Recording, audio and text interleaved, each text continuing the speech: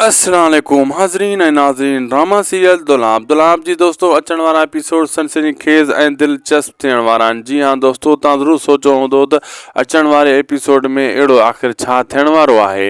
अचण वारे एपिसोड में दोस्तों घणो कुझु थियण वारो आहे। अचण वारा जेका दुलाब जा एपिसोड आहिनि उन्हनि में हिकिड़ो कमु तव्हां इहो ज़रूरु ॾिसंदो, जीअं जीअं हाणे एपिसोड अॻिते वधंदा वेंदा तीअं तीअं शाहनवाज़ ख़ान जे लाइ जाॾो काॾो रस्ता बंदि थींदा वेंदा। शाहनवाज़ ख़ान जे लाइ मुसीबतूं पैदा थींदी वेंदियूं ऐं शाहनवाज़ ख़ान खे इहा सम्झ न ईंदो त हाणे इन दुश्मन खां मां कीअं जान छॾायां, छो शाहनवाज़ ख़ान कम ई अहिड़ा कया आहिनि। हाणे उहे सभई गुनाहनि जा चिठा ज़ाहिर थींदा ऐं शाहनवाज़ ख़ान जा जेका दुश्मन दोस्त हुया उहे बि दुश्मन बणिजी करे वरी दुश्मन पाण में ठही, यानी मुराद, रहज़न, मंसूर ख़ान, सोडल वग़ैरह सभु हिकु थी वेंदा जीअं शाहनवाज़ ख़ान जो ढींगो ढेरी कयो वञे। ऐं शाहनवाज़ ख़ान खे इहा पोइ ख़बर पवंदी। होॾो मंसूर ख़ान ॾाढो ख़ुशि थींदो त रहज़न वारनि खे ॻाल्हि सम्झ में जल्द अची वई, मां हक़ ऐं सच ते हुयुसि तॾहिं मां ॿाहिरि अची वियुसि, मां ग़लति हुजां त कॾहिं बि आज़ादु न थियां जेल खां।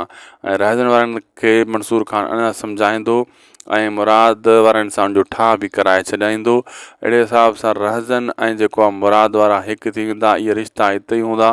पोइ शाहनवाज़ ख़ान जो ढींगो ढेरी कयो वेंदो। लाइक सब्सक्राइब शेयर ज़रूरु कंदा।